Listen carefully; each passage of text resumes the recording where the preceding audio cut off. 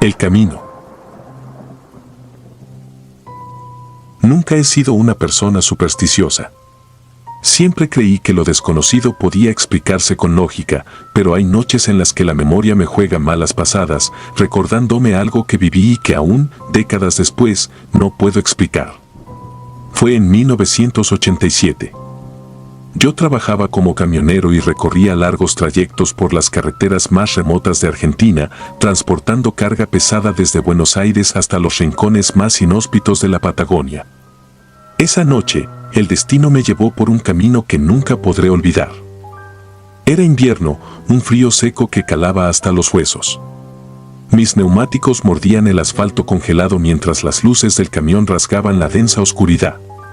Había dejado atrás un pequeño pueblo llamado Gobernador Costa y frente a mí se extendía un tramo solitario de carretera que parecía no tener fin. No había luna ni estrellas, solo la penumbra interminable y el eco de los neumáticos resonando en el vacío. Encendí la radio para romper el silencio, pero las ondas no captaban más que estática. Decidí apagarla. No me molestaba el silencio, al menos no en ese momento. Apenas pasaban las 11 de la noche cuando la vi. Era una figura al borde de la ruta, inmóvil, iluminada por los faros de mi camión.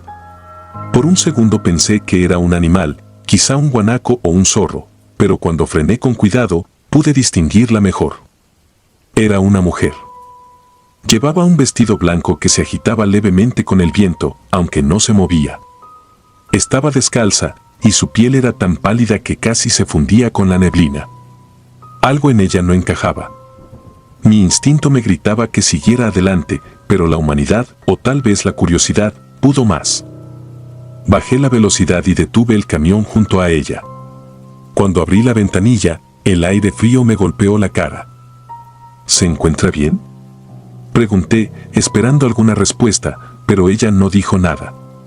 Solo me miró, y aunque sus ojos estaban clavados en los míos, parecía no verme.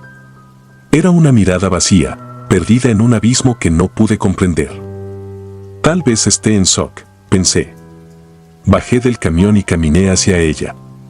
Al acercarme, noté que sus pies desnudos estaban cubiertos de tierra y pequeñas heridas.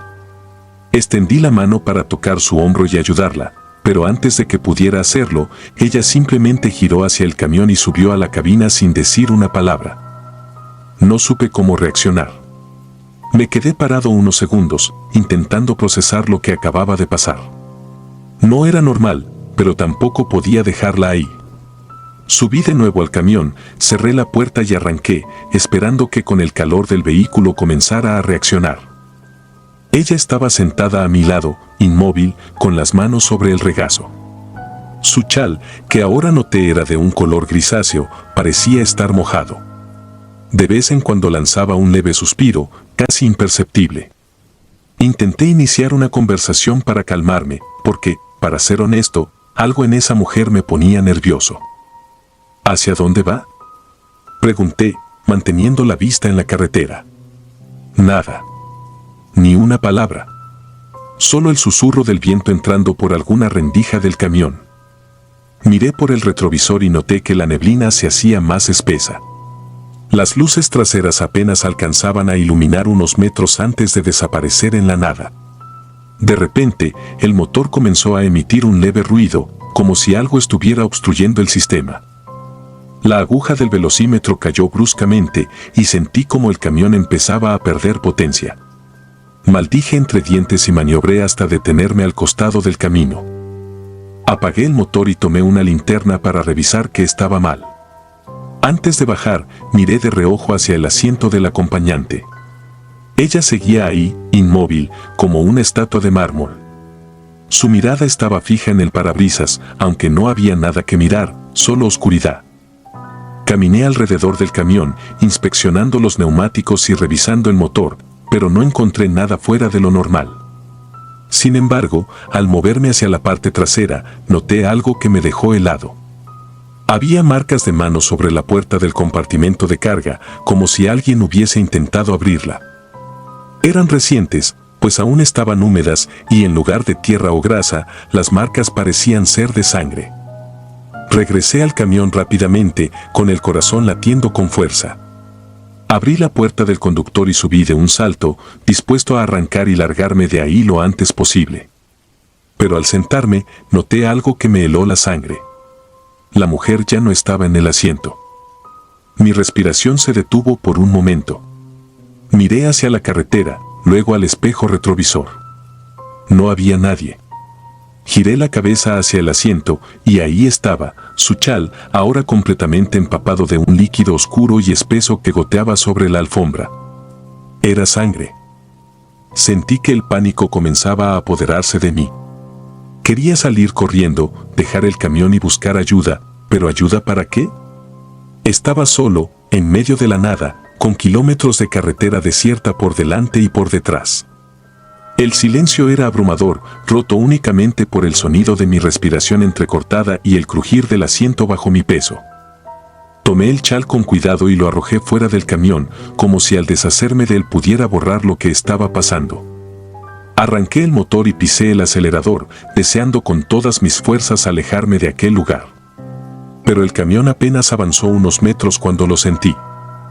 Una mano, fría como el hielo, apretando mi hombro con una fuerza que me dejó inmóvil. No quería girar la cabeza. No quería saber quién o qué estaba detrás de mí. Pero una fuerza más allá de mi voluntad me obligó a mirar. El asiento trasero estaba vacío. Nadie me tocaba. Pero el chal había regresado y esta vez estaba sobre el tablero, limpio y seco, como si nada hubiera pasado. Mi corazón se desbocó. Algo dentro de mí gritaba que debía salir de ahí, que debía escapar. Pero no sabía cómo. La carretera parecía interminable. Los kilómetros pasaban, pero nada cambiaba. La niebla era más densa y el aire dentro del camión se volvía pesado. Sentí un escalofrío recorrer mi espalda cuando noté que las marcas de sangre habían reaparecido, no solo en el chal, sino en mis manos, en el volante, en las ventanas. Intenté limpiarlas con un trapo, pero era inútil. Parecían multiplicarse, cubrirlo todo. Entonces la escuché.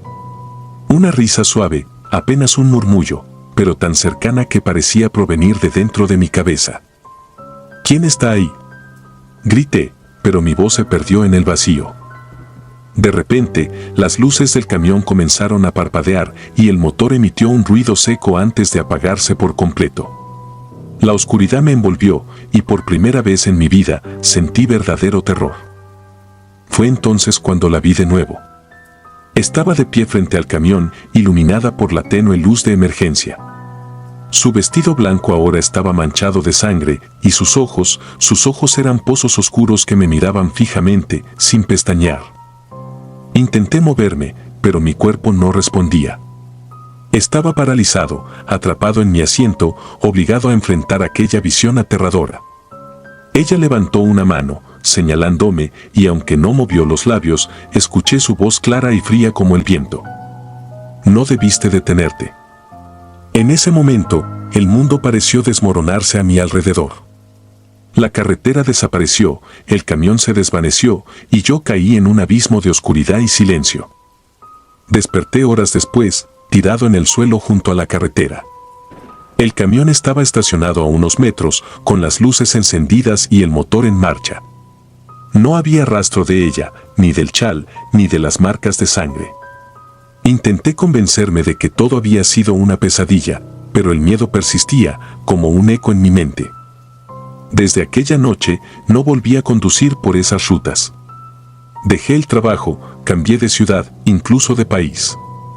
Pero a veces, en las noches más oscuras, siento un susurro en el viento y una mano fría en mi hombro. Entonces sé que ella sigue ahí, esperando, en algún rincón de la carretera. Y sé que nunca podré escapar de su mirada. La flama azul. Cuando me senté frente a mi abuelo por última vez, no esperaba que terminara contándome la historia que ha atormentado mis noches desde entonces. Su rostro, curtido por los años al volante de su camión, se veía más sombrío de lo usual, y sus manos temblaban ligeramente al sostener su taza de café. Estábamos en la cocina de su pequeña casa en las afueras de Chihuahua, rodeados por el crepitar de la leña en la estufa y el silencio de la noche que se colaba por las ventanas. ¿Recuerdas que te conté sobre la vez que me ofrecieron un cigarro con flama azul?, dijo de repente, como si necesitara desahogar un peso que había llevado por décadas. Yo asentí, recordando vagamente la anécdota de mi infancia, esa que siempre había creído una exageración más de sus aventuras en las carreteras del norte. Pero aquella noche algo en su tono me hizo prestar atención. Lo que siguió no fue una simple historia. Fue un relato que se clavó en mi mente como un cuchillo en la carne, un suceso que, según él, cambió su vida para siempre. Corría el año de 1973. Mi abuelo, Eduardo, había pasado más de una década conduciendo por las interminables carreteras desérticas del norte de México. Era un trabajo solitario, pero él decía que amaba la libertad de la carretera, el olor del motor y el sonido constante del camión al avanzar. Aquella noche en particular, llevaba una carga de productos agrícolas desde Ciudad Juárez hasta Delicias. El recorrido debía ser tranquilo, pero las cosas comenzaron a tornarse extrañas poco después de medianoche. Había tomado un camino secundario para evitar los retenes y acortar el trayecto. Aunque la carretera era menos transitada, no le preocupaba.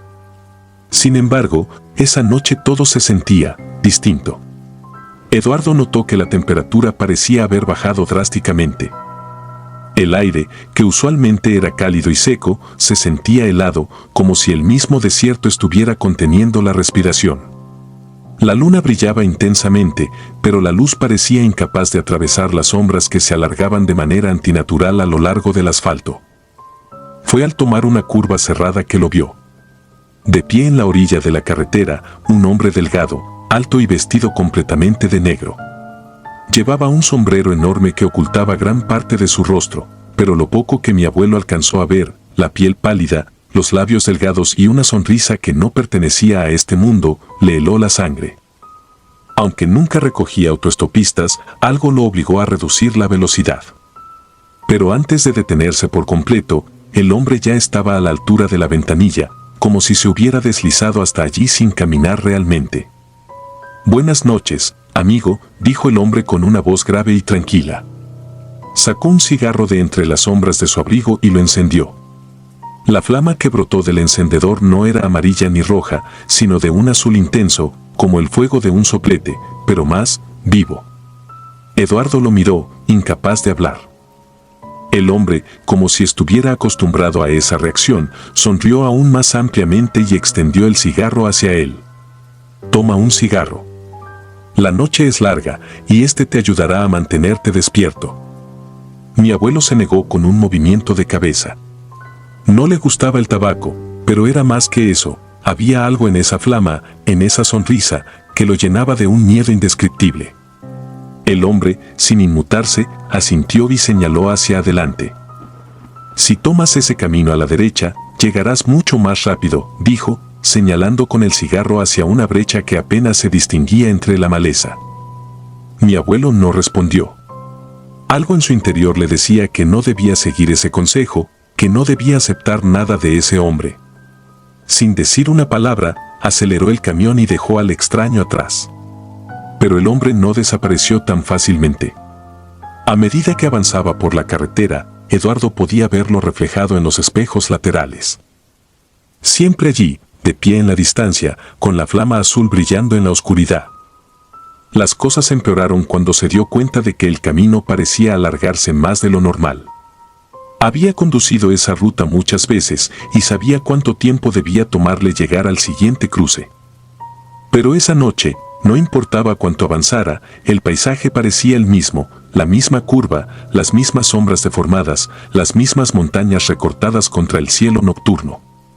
Era como si estuviera atrapado en un bucle interminable.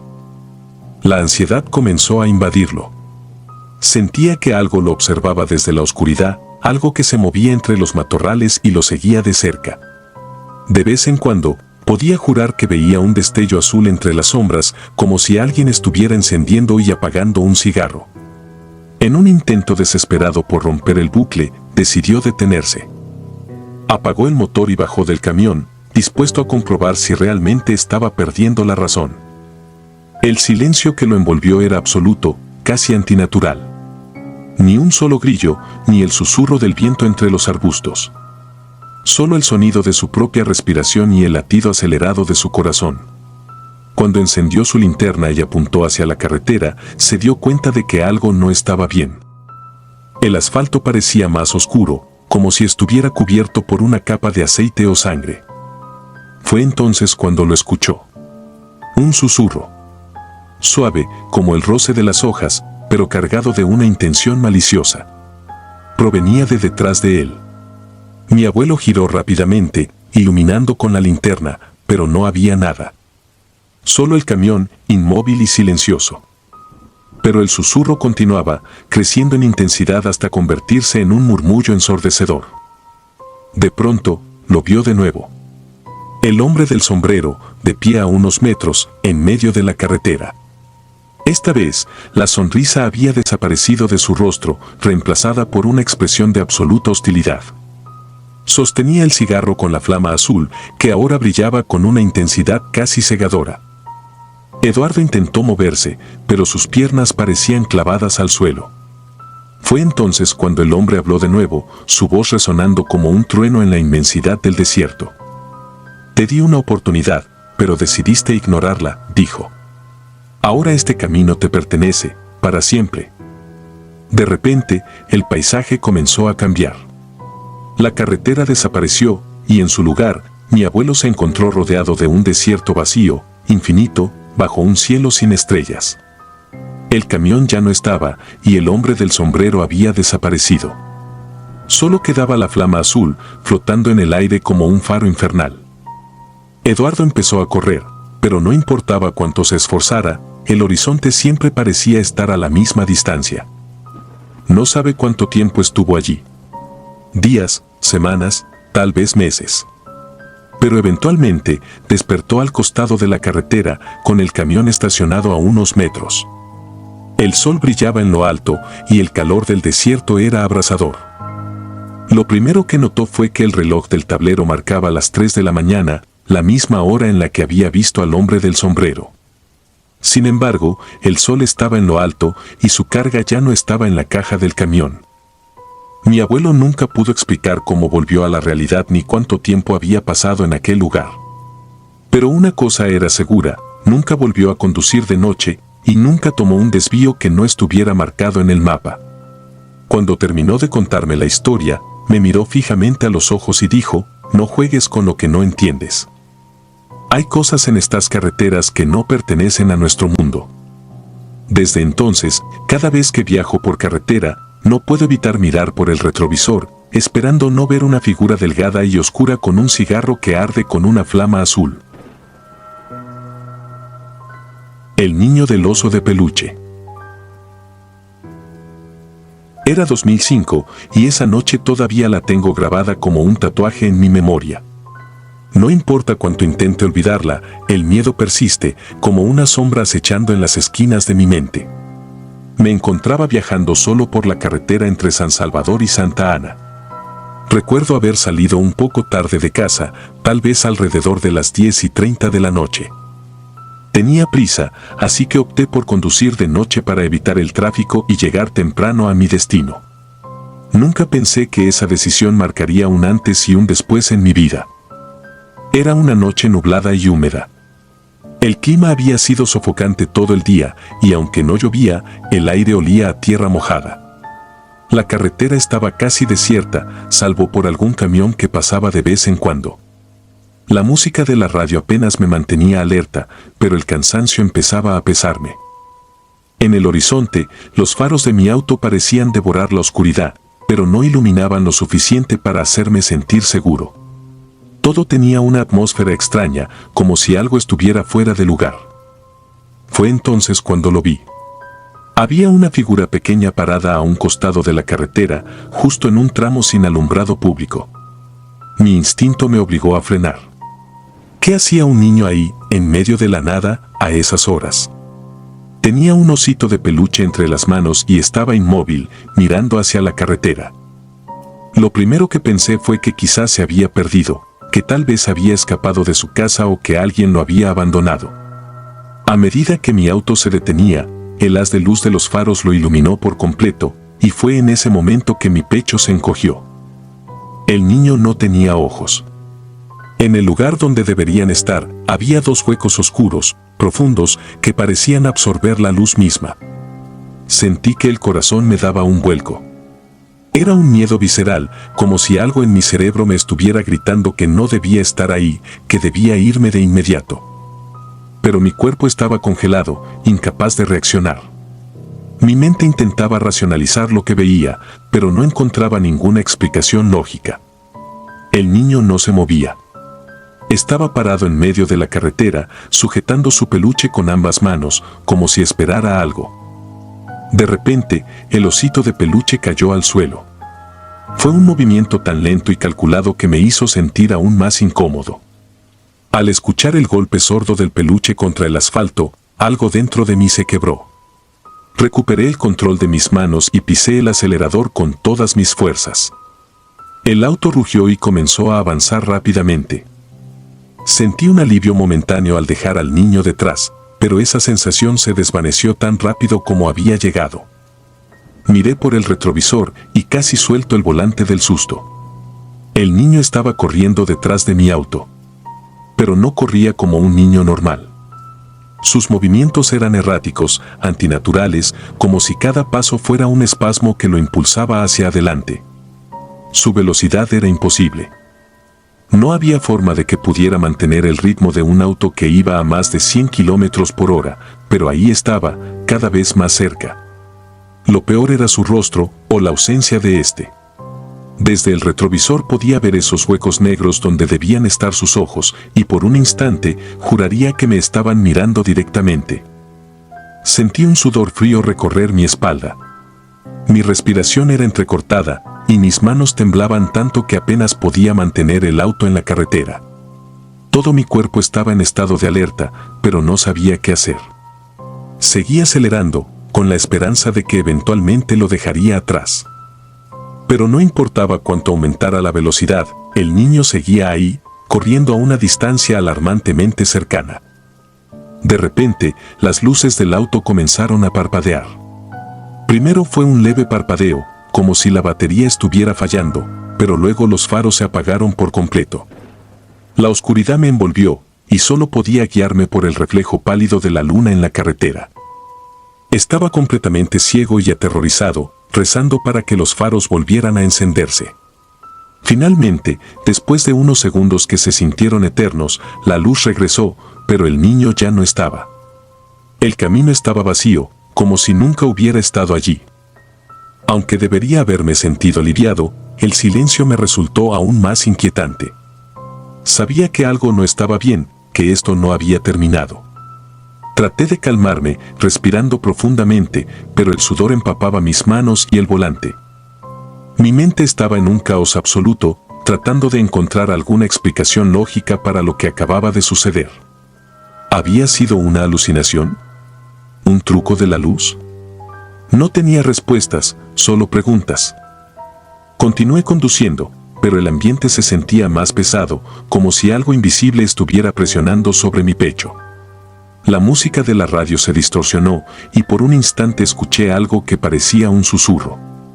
Apagué la radio de inmediato, pero los susurros continuaron, esta vez desde el asiento trasero. Mi cuerpo se tensó al máximo. No quería mirar por el espejo retrovisor, pero algo me obligó a hacerlo. Lo que vi me dejó helado. El niño estaba sentado en el asiento trasero, con el osito de peluche en las manos. Su cabeza estaba inclinada hacia un lado, y aunque no tenía ojos, podía sentir su mirada fija en mí.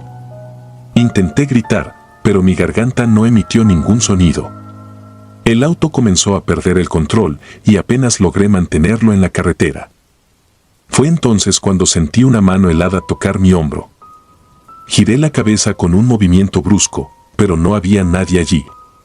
El niño seguía en el asiento trasero, inmóvil, pero la sensación de la mano en mi hombro persistía. Estaba al borde de un colapso nervioso. Pisé el freno con todas mis fuerzas y el auto derrapó hasta detenerse en la orilla de la carretera. Salí del vehículo tan rápido como pude, respirando de forma agitada y temblando de pies a cabeza. La carretera estaba completamente desierta.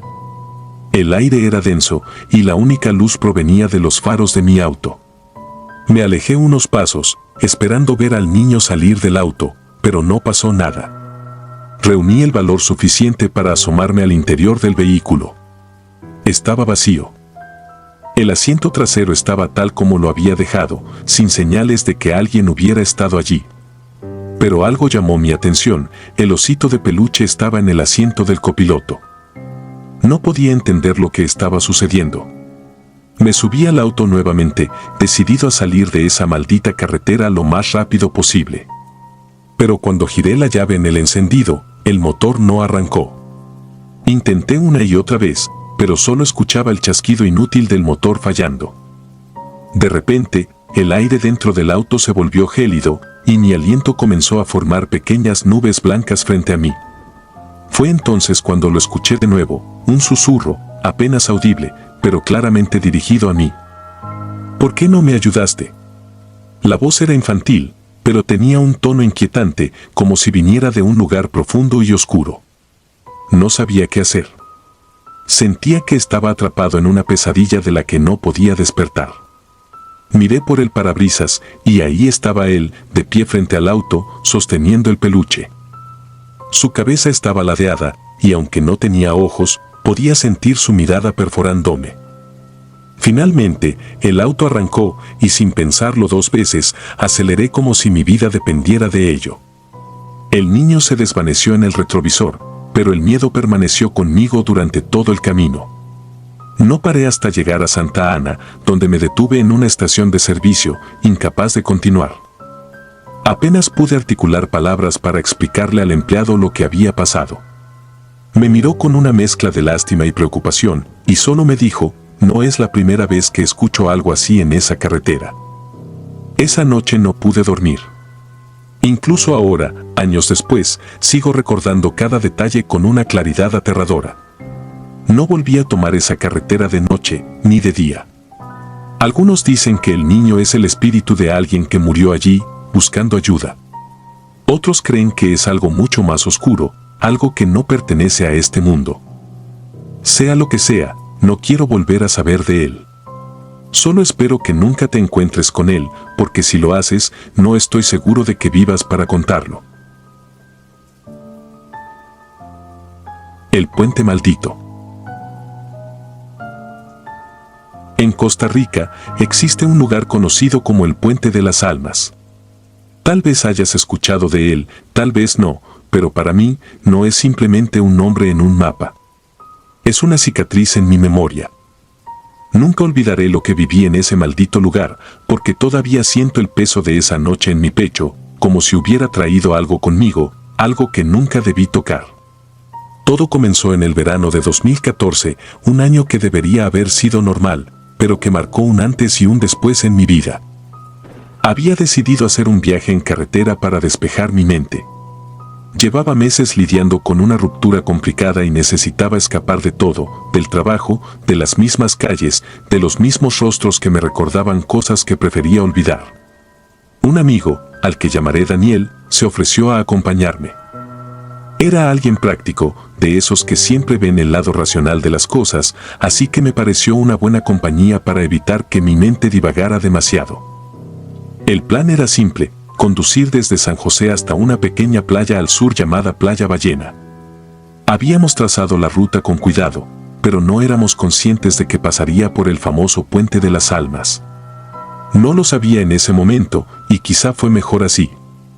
Si alguien me lo hubiera advertido, probablemente habría elegido otra ruta, pero la ignorancia a veces es el preludio perfecto para el horror. La noche nos sorprendió en un tramo remoto de la carretera. Habíamos salido más tarde de lo planeado, y la oscuridad cayó rápido, como un telón pesado. La carretera estaba desierta, bordeada por densos árboles que parecían tragarse la luz de los faros. No había casas, ni señales de vida, solo nosotros, el motor ronroneando y el eco distante de la naturaleza. Daniel, que hasta ese momento había estado bromeando y hablando de cualquier cosa, se había quedado callado, concentrado en el paisaje que desaparecía detrás de nosotros. Entonces apareció el puente. Recuerdo que lo primero que noté fue lo viejo que parecía, como si estuviera al borde del colapso. Las barandas de metal estaban oxidadas y la estructura parecía débil bajo el peso del paso del tiempo. Al entrar en él, sentí un escalofrío que subió desde la base de mi columna hasta mi nuca. Era como si algo estuviera observándonos, como si el puente mismo tuviera conciencia. Daniel, sentado a mi lado, comenzó a mover las piernas nerviosamente, algo que hacía cuando estaba incómodo, pero no dijo nada. A mitad del puente, la temperatura pareció caer en picada. Miré la pantalla del auto, marcaba 18 grados, pero dentro del vehículo sentía que estábamos en un congelador.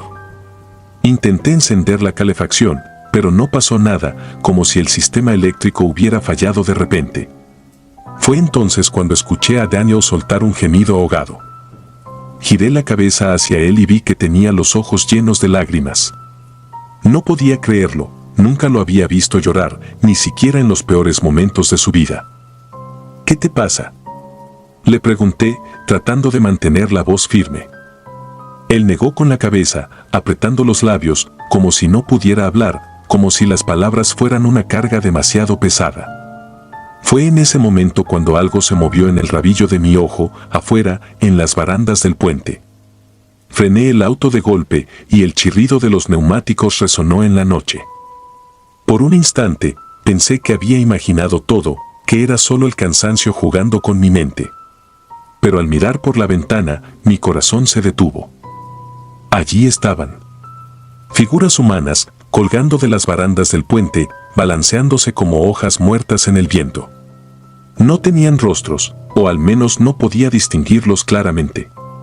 Sus cuerpos parecían difusos, como si estuvieran atrapados entre este mundo y algo más. Parpadeé varias veces, esperando que desaparecieran, pero seguían ahí, inmóviles, mirándome sin ojos, juzgándome con su sola presencia. «Sigue conduciendo», gritó Daniel de repente, rompiendo el silencio. Su voz estaba cargada de pánico y nunca lo había oído así. Sin pensarlo dos veces, presioné el acelerador y el auto avanzó con un rugido. Las figuras parecían acercarse, aunque no se movían. Era como si el puente se alargara, como si nunca fuera a terminar. Las luces de los faros temblaban, y por un momento pensé que se apagarían. Finalmente, después de lo que parecieron horas, cruzamos al otro lado. El puente quedó atrás, envuelto en la negrura. Detuve el auto unos metros más adelante y apagué el motor. Mi respiración era superficial, como si hubiera corrido una maratón. Daniel seguía llorando en silencio, con la mirada fija en sus manos. Me tomó varios minutos encontrar el valor para hablar. ¿Qué viste?, pregunté finalmente, rompiendo el silencio. Él levantó la cabeza lentamente, sus ojos enrojecidos y llenos de un terror que no había visto antes. Había personas, dijo con la voz quebrada. Personas colgadas de las barandas, mirando directamente hacia nosotros. Intenté no mirarlas, pero no pude evitarlo. Sentí como si me estuvieran llamando, como si quisieran que me uniera a ellas. No sabía qué responder. Yo también las había visto, pero algo en su descripción me hizo sentir que lo que él había experimentado era mucho peor. Había una desesperación en su voz, una sensación de que había visto algo que no debía. El resto del viaje fue en silencio. Daniel no volvió a hablar y yo no quise insistir. Llegamos a la playa horas después, pero nada se sintió como debería. La brisa del mar, el sonido de las olas, incluso el calor del sol al día siguiente parecían lejanos, irreales. Era como si una parte de mí se hubiera quedado en ese puente. Intenté investigar más sobre el lugar, pero lo que encontré solo hizo que mi incomodidad creciera. Según las leyendas locales, el Puente de las Almas había sido escenario de innumerables tragedias. Se decía que en los años 70, un autobús lleno de niños cayó al río desde ese puente y ninguno sobrevivió. También había historias de personas que habían elegido ese lugar para terminar con sus vidas, colgándose de las barandas. Algunos creían que las almas de los muertos permanecían atrapadas allí, incapaces de encontrar descanso. pero lo peor vino después de regresar a casa. Daniel comenzó a comportarse de manera extraña. Decía que sentía que lo estaban siguiendo, que cada vez que miraba por el retrovisor veía sombras que no estaban allí antes. Me llamó una noche, desesperado, diciendo que escuchaba voces cuando intentaba dormir, voces que le decían que regresara al puente. Intenté calmarlo, decirle que solo eran suposiciones, pero la verdad es que yo también había empezado a sentir cosas extrañas. Una madrugada, desperté con la sensación de que alguien estaba en mi habitación. Al abrir los ojos, vi una figura en la esquina, inmóvil, observándome. No tenía rostro, igual que las figuras del puente. Cerré los ojos con fuerza, convencido de que era un sueño, pero cuando los abrí de nuevo, todavía estaba allí. Después de lo que parecieron horas, desapareció, pero el miedo no me dejó volver a dormir. Finalmente, decidí consultar a un sacerdote. No era particularmente religioso, pero estaba dispuesto a probar cualquier cosa. Le conté lo que había pasado, y aunque su rostro permaneció sereno, vi algo en sus ojos, una sombra de preocupación. A veces, los lugares cargan con el peso de lo que ha sucedido en ellos, me dijo.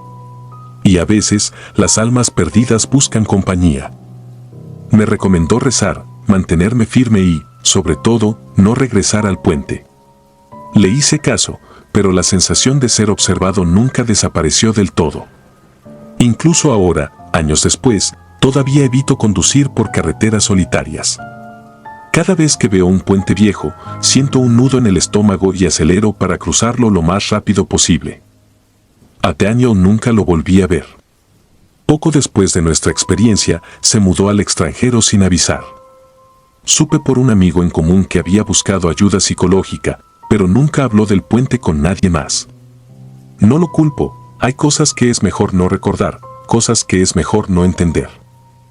Al final, creo que no importa cuánto intentes escapar, hay cosas que se quedan contigo para siempre. Y cuando cierro los ojos por la noche, todavía puedo ver esas figuras colgando en el vacío, esperando. La mochila roja. Era el año 2010, una época donde los road trips con amigos eran la mejor forma de desconectar de la rutina. Habíamos planeado un viaje a Monterrey, lleno de risas, música a todo volumen y charlas interminables sobre lo que haríamos cuando llegáramos. Éramos 4, yo, Martín, el que conducía, Ana, la copiloto, y en el asiento trasero, Paula y Rodrigo, los que no paraban de discutir por quién elegiría la siguiente canción. El plan era sencillo, manejar sin prisa, disfrutar del paisaje y llegar antes de que la noche nos alcanzara. Pero, como suele pasar, no todo sale como uno espera. Esa noche, el GPS nos jugó una mala pasada. Martín, convencido de que conocía una ruta más rápida, ignoró las indicaciones y nos llevó por un camino secundario que se adentraba en una carretera desolada. Era uno de esos tramos largos, rectos, donde los faros del auto parecían ser la única luz en kilómetros. A un lado, campos abiertos que se perdían en la oscuridad, al otro, una fila de árboles altos que parecían inclinarse hacia el asfalto como si quisieran atraparnos. Aunque intentábamos mantener el ánimo con nuestras bromas y canciones, la sensación de soledad y el viento que golpeaba las ventanas empezaban a calarnos los nervios. Habíamos avanzado unos 20 minutos cuando algo rompió la monotonía del paisaje. Primero, lo vimos a lo lejos, una figura pequeña que caminaba a un lado de la carretera. Ana fue la primera en notarlo. ¿Es una niña?, preguntó, señalando con el dedo hacia el parabrisas. Martín frenó un poco, lo suficiente como para que todos pudiéramos verla mejor. Sí, era una niña, no tendría más de 7 u 8 años. Caminaba lentamente, cargando una mochila roja. Llevaba un vestido blanco que se veía viejo, casi amarillento bajo las luces del auto. Su cabello estaba suelto, largo y oscuro, pero no podíamos verle la cara. Iba descalza. La tensión en el auto era palpable. Paula, siempre la más maternal del grupo, insistió en que debíamos detenernos. No podemos dejarla sola aquí. ¿Y si está perdida? O algo peor, dijo. Rodrigo, por su parte, murmuró algo sobre no meternos en problemas, que esto no nos correspondía. Pero Martín ya estaba desacelerando. El coche se detuvo a unos metros de la niña, y por un momento, nadie se movió. El motor seguía encendido, su ronroneo era lo único que rompía el silencio. Ana bajó la ventanilla y llamó: «Oye, ¿estás bien? ¿Necesitas ayuda?». La niña no respondió. Seguía caminando, como si no nos hubiera escuchado. Martín, claramente incómodo, sugirió que siguiéramos adelante, pero Paula no lo permitió. «Al menos preguntémosle si tiene a dónde ir», dijo mientras abría la puerta para bajarse. Fue un acto impulsivo, pero todos sentimos que alguien debía hacer algo. Paula caminó un par de pasos hacia la niña, llamándola de nuevo. «Oye, niña, ¿estás sola?». La figura se detuvo de golpe. En ese momento, algo cambió. Una ráfaga de viento frío atravesó el aire, tan fuerte que hizo que Paula se detuviera en seco. Nosotros, desde el auto, no podíamos apartar la mirada.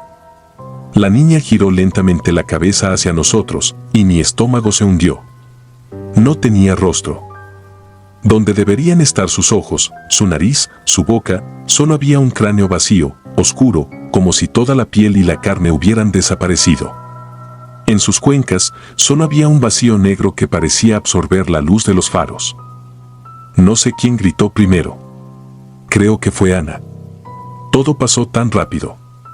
Paula dio un paso atrás, paralizada, y Martín pisó el acelerador antes de que pudiera regresar al auto. «Sube. Sube», le gritamos. Paula corrió y, de alguna manera, logró meterse en el asiento trasero antes de que Martín arrancara a toda velocidad. El auto rugió por la carretera mientras todos jadeábamos y nos mirábamos con incredulidad. ¿Qué demonios fue eso?», balbuceó Rodrigo, pero nadie tenía una respuesta. Pensamos que habíamos escapado. Era lo lógico, ¿no? Pero entonces Ana, que miraba por el retrovisor, soltó un grito que me heló la sangre: «Está corriendo detrás de nosotros». No podía ser. Estábamos a más de 100 kilómetros por hora, pero cuando miré por el retrovisor, ahí estaba. La niña, o lo que fuera esa cosa, corría detrás del auto, sus piernas moviéndose con una velocidad antinatural. Su vestido ondeaba en el viento y la mochila roja rebotaba en su espalda como si fuera una caricatura grotesca. Pero lo peor era su cara, o la ausencia de ella. Seguía siendo un cráneo vacío, y aunque no tenía ojos, sentíamos su mirada perforándonos. «Más rápido, Martín. Más rápido», gritó Paula, pero el velocímetro ya marcaba casi 140. La carretera parecía interminable, un túnel oscuro del que no podíamos salir. Martín maniobraba con dificultad y el auto temblaba por la velocidad. «No puede seguirnos para siempre», dijo Rodrigo, intentando convencerse a sí mismo. Pero lo hacía. Kilómetro tras kilómetro, la cosa seguía ahí, corriendo, cada vez más cerca. Podíamos oír sus pasos, un golpeteo seco contra el asfalto que resonaba como un tambor en mi cabeza. De repente, la niña desapareció. Fue como si se hubiera desvanecido en el aire. Ana, que seguía mirando hacia atrás, parpadeó confundida. «¿Se fue?», preguntó en un susurro. Nadie respondió. Martín redujo la velocidad, apenas un poco, y seguimos avanzando en silencio. El único sonido era el de nuestras respiraciones y el motor del auto. Sentíamos alivio, pero era frágil, como si algo estuviera a punto de romperse. Y entonces, golpeó. Fue un sonido ensordecedor, como si algo pesado hubiera caído sobre el techo del auto. Todos gritamos al mismo tiempo. Martín perdió el control por un instante, el auto derrapó y casi salimos de la carretera. «¿Qué fue eso?», chilló Ana, pero ninguno quería mirar. El golpe se repitió, esta vez más fuerte, y sentí como el techo del auto se abollaba ligeramente sobre nuestras cabezas.